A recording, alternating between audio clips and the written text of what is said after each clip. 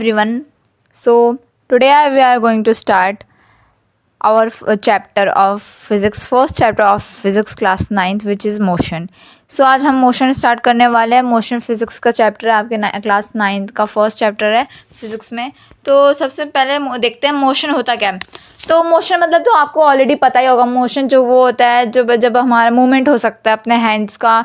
जैसे हम यहाँ बैठे हुए हैं और हाथ का मूवमेंट हो रहा है, मतलब अगर हम कोई ऑब्जेक्ट अपना टाइम बदल रहा है, अपने मतलब स्पीड बदल रहा है टाइम के साथ, तो उससे मोशन बोलते हैं. हाँ, तो एक बार देख लेते हैं यहाँ. Motion, position of an object changes with time. किसी ऑब्जेक्ट का अगर पोजीशन, जैसे ये ऑब्जेक्ट है, पहले यहाँ था, फिर ये यहाँ से यहाँ आ गया, तो इसने क्या किया, पहले ये 1 मिनट यहाँ पर क्या था आपका, यहाँ पर हो रहा था 225, ठीक है, और 2:27 पे यहाँ आ गया. तो इसका मतलब इसने अपने पोजीशन भी चेंज की विद टाइम के साथ चेंज की, ठीक है. तो इसका मतलब मोशन का मतलब वही होता है कि अगर कोई ऑब्जेक्ट है, position of object changes with time. अगर कोई ऑब्जेक्ट है, अगर वो अपना पोजीशन चेंज करता है अपना टाइम के साथ, तो उसी को बोलते हैं motion. So example, moving of a car. Moving of a car मतलब आपने बहुत बार देखा होगा, जो कार होते हैं, तो कार क्या करते हैं, समय के साथ आगे पोजीशन चेंज करते रहते हैं. मतलब क्या होता है, कार आगे आगे बढ़ता जाता है, टाइम भी उसके साथ चलता रहता है. तो इसका मतलब वो पोजीशन तो चेंज कर रहा है बट टाइम के साथ कर रहा है, ठीक है. फ्लाइंग बर्ड, बर्ड का भी वही होता है. पंक्षी उड़ तो रही है बट ऊपर उड़ रही है, साथ में टाइम में भी उड़ रही है, पोजीशन भी तो चेंज हो ही रहा है, ठीक है. आगे बढ़ते हैं रेस्ट. रेस्ट क्या होता है, position of object does not change with time. Rest मतलब आपको पता ही होगा, रेस्ट मतलब रेस्ट करना, जो ऑब्जेक्ट रेस्ट पे रहता है, ठीक है.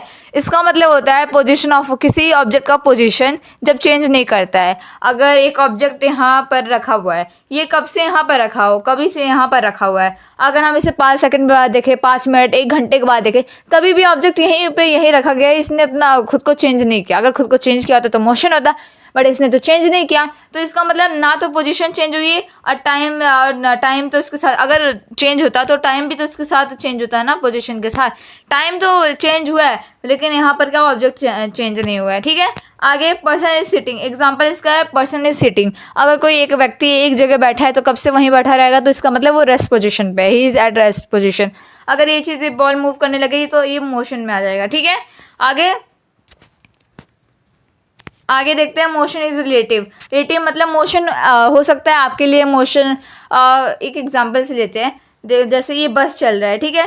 बस चल रहा है ना, ये इसके अंदर यहाँ पर बहुत सारे बच्चे हैं, और ये एक यहाँ लड़का है, ये देख रहा है बस के अंदर कि क्या कर रहे हैं, ये इन लोग मूव कर रहे हैं, ठीक है. मूव कर रहे हैं इन लोग मूव कर रहे हैं, मोशन में है बस वाले, ठीक है. और वही चीज़ बस वाले बच्चों को लग रहा होगा कि ये क्या कर रहा है, ये एक जगह रेस्ट पे है. तो क्या कर रहा है, सबके लिए अलग अलग होगा. मतलब इसके लिए लग रहा होगा ये मैं रेस्ट पे हूँ, इसके लिए लग रहा होगा ये मोशन में है. तो सबके लिए मोशन क्या अलग अलग लगता है, इसीलिए मोशन बोलते हैं मोशन इज रिलेटिव. मतलब मोशन अलग अलग होता है. गर्ल इज इन मोशन, इसे लगता है गर्ल मोशन में, ऐसे लगता है गर्ल एट रेस्ट, इसे लगता है गर्ल रेस्ट पे क्योंकि ये इसके बगल में बैठी है, ओके. सो ये था रिलेटिव, क्योंकि मोशन तो रिलेटिव होता है. डिस्टेंस. अब डिस्टेंस क्या होता है, डिस्टेंस मतलब कितने दूरी, ठीक है. Length of actual total path covered, मतलब अगर कोई पाथ, मतलब एक जगह कितना कवर्ड हुआ है, उसका लेंथ कितना, एक्चुअल टोटल लेंथ कितना कवर्ड हुआ है, उसी को डिस्टेंस बोलते हैं, ठीक है. डिस्प्लेसमेंट क्या होता है, shortest path from starting and ending point along with direction. Displacement का मतलब होता है शॉर्टेस्ट पाथ होता है as compare to the distance. ये स्टार्टिंग पॉइंट से एंडिंग पॉइंट तक होता है. हाँ, मतलब ये जो आपका जा रहा है, मतलब ये आपका जो जा रही है, ये आपका डिस्टेंस है, टोटल एक्चुअल जो आपका लेंथ है. और डिस्प्लेसमेंट देखे तो ये हो जाएगा. डिस्प्लेसमेंट क्या है, इनिशियल पॉइंट ये था और आपका फाइनल पॉइंट ये था, तो ये आपका डिस्प्लेसमेंट हो जाएगा. शॉर्टेस्ट पाथ होता है as compare to the distance. आगे ये आपका एग्जाम्पल देख लो. पहले ये क्या क्या है, ये 5 मिनट आ गया, फिर बी पे गया, फिर 10 मिनट्स आ गए, फिर आके फिर से बी पे पहुंच गया, ठीक है. तो इसका डिस्टेंस क्या होगा, ठीक है, देख लेते हैं पूरा. तो 5 टोटली प्लस कर दो, डिस्टेंस निकालना है तो डिस्टेंस के लिए पूरा प्लस करना रहता है. 5 + 10 + 10 25 हो जाएगा, ये आपका डिस्टेंस निकल जाएगा. डिस्प्लेसमेंट कैसे निकालते हैं, डिस्प्लेसमेंट हमें ऐसे निकालना चाहिए, ठीक है. आपको क्या देखना है, आपका इनिशियल पॉइंट कहाँ है, ये आपका इनिशियल है 1 से स्टार्ट हुआ है ए से, और आपका फाइनल बी है, बी पे आया है ना, तो बी है. तो इसका मतलब कितना हुआ है, ये आपका 5 ही हुआ है. मतलब यहाँ का डिस्टेंस बस 5 मीटर है, तो 5 मीटर आपका आंसर आया, ठीक है. देख सकते हो आप डिस्टेंस और डिस्प्लेसमेंट में कितना डिफरेंस है. हमेशा जो डिस्प्लेसमेंट होता है वो डिस्टेंस से हमेशा कम होता है, ठीक है, कम होता है. Displacement can be negative, displacement negative हो सकता है, डिस्प्लेसमेंट कैन बी निगेटिव। ये आपका ग्राफ से समझे तो ये ग्राफ है, ग्राफ में इस साइड राइट साइड वाला क्या पॉजिटिव होता है, लेफ्ट साइड वाला आपका निगेटिव होता है, ठीक है। तो ये आपका ओरिजिन होता है, ये आपका डिस्प्लेसमेंट +4 जा रहा है, यहाँ से माइनस हो जाएगा। डिस्टेंस इज ऑलवेज पॉजिटिव, लेकिन आपका डिस्प्लेसमेंट आपका निगेटिव हो सकता है, पॉजिटिव हो सकता है, जीरो भी हो सकता है, लेकिन जो आपका डिस्टेंस होता है, डिस्टेंस ऑलवेज ही पॉजिटिव, डिस्टेंस हमेशा पॉजिटिव होता है, ठीक है।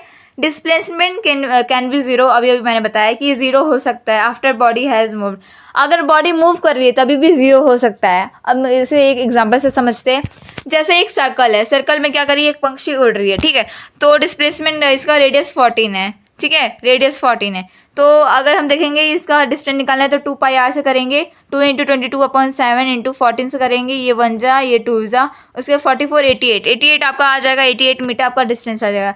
डिस्प्लेसमेंट कैसे निकालते हैं, फाइनल पोजीशन इनिशियल पोजीशन, तो फाइनल भी यही है, इनिशियल भी यही है, तो इसका मतलब जीरो हो जाएगा। सर्कल में हमेशा जीरो होता है। Displacement can never greater than, ये हमेशा डिस्टेंस कभी भी डिस्टेंस से बड़ा नहीं हो सकता है, ये हमेशा छोटा ही होता है, ठीक है। आगे डिस्टेंस डिस्प्लेसमेंट में वो आप डिफरेंस देख लो, लेंथ ऑफ एक्चुअल पाथ कितना कवर हुआ है उसका बताता है इसमें, शॉर्टेस्ट पाथ होता है और डिस्प्लेसमेंट शॉर्टेस्ट होता है। इसके पास मैग्नीट्यूड होता है, इसके पास मैग्नीट्यूड डायरेक्शन दोनों होता है, ये एक स्केलर क्वांटिटी है, और ये वेक्टर आपका क्या है, वेक्टर क्वांटिटी है आपका डिस्प्लेसमेंट। निगेटिव हो सकता है और ये पॉजिटिव निगेटिव जीरो हो सकता है, मतलब ये आपका डिस्टेंस कभी भी निगेटिव नहीं हो सकता, बट डिस्प्लेसमेंट आपका पॉजिटिव हो सकता है, निगेटिव हो सकता है, जीरो भी हो सकता है। Depends on the path followed by, ये डिपेंड करता है डिस्टेंस की कितना फॉलो किया गया है पाथ, ये डिपेंड करता है फाइनल इनिशियल और फाइनल पोजीशन कितना है उसका पाथ, जबकि पूरा नहीं ये फॉलो करता है, ठीक है। तो ये आपके कुछ डिफरेंसेस थे। आगे देख लेते हैं, स्पीड देख लेते हैं, वेलोसिटी देख लेते हैं। Distance covered per unit time, एक समय में कितना डिस्टेंस कवर हो पा रहा है उसे डिस्टेंस बोलते हैं।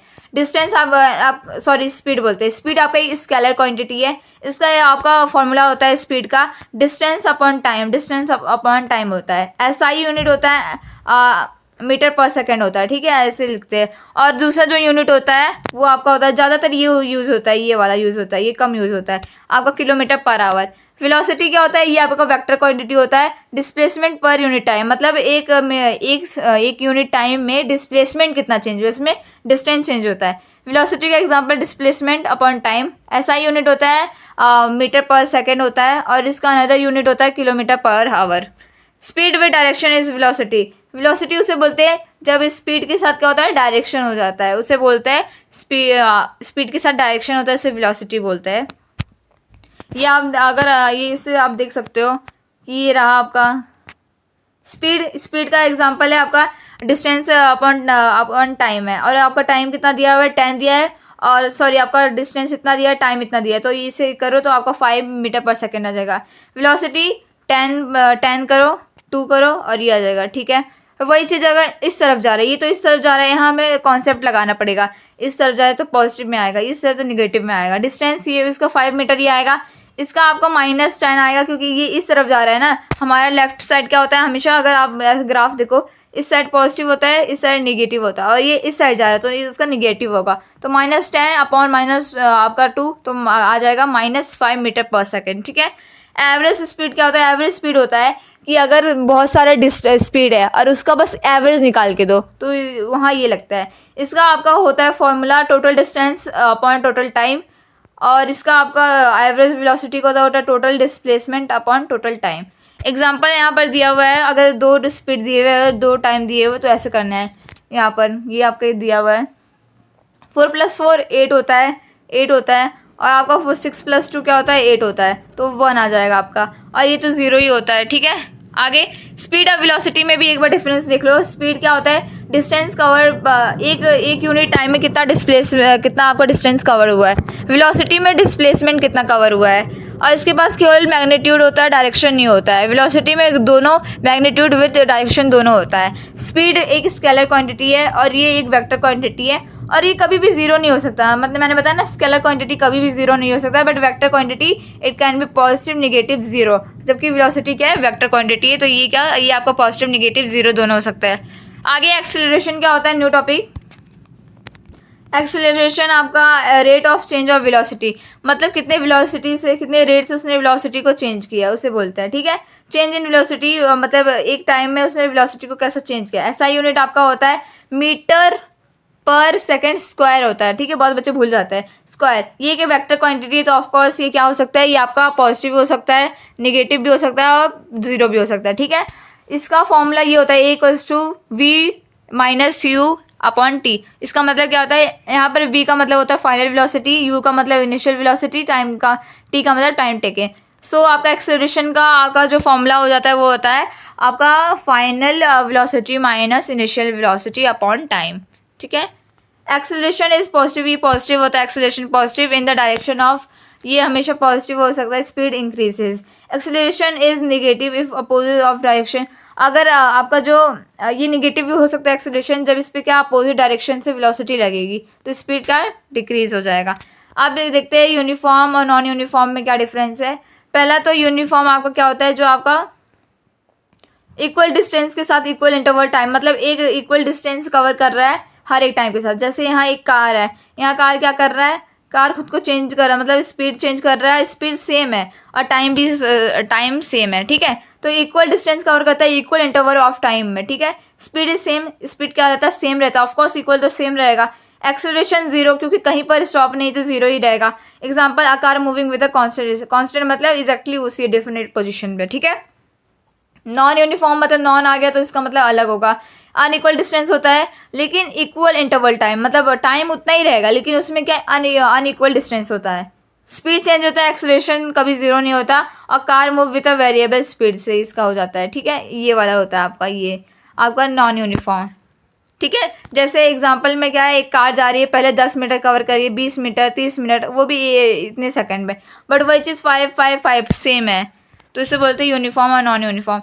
ग्राफिकल रिप्रेजेंटेशन ऑफ मोशन भी आता है, ये आपका दिया हुआ है, ये वाला पार्ट लिया गया आपका। तो ये आपका होता है, ये स्लोप होता है, ये जो आपका यहाँ पर ये लगा रहता है, ये जो बीच बीच में से स्लोप बोलते हैं, ठीक है, ये स्लोप है, ठीक है। ये इसलिए स्लोप का आपका ऐसा निकाला जाता है y इक्वल्स टू एक्स करके, ठीक है। और इसको कैसे, यहाँ पर अगर देखो, अगर आप स्ट्रेट लाइन में जा रहा है तो ये क्या है, यहाँ स्लोप कांस्टेंट है।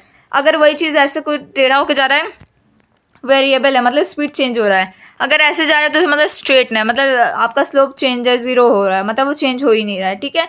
आगे अगर ऐसे जा रहा है, नीचे की तरफ जा रहा है तो डिक्रीज हो रहा है, इसका मतलब इसका स्लोप क्या है, निगेटिव है। और वही चीज़ यहाँ पर देखिए तो स्लोप क्या है, वो बड़ा हो जाएगा, स्लोप भी बड़ा हो जाएगा, स्लोप ए से, ठीक है।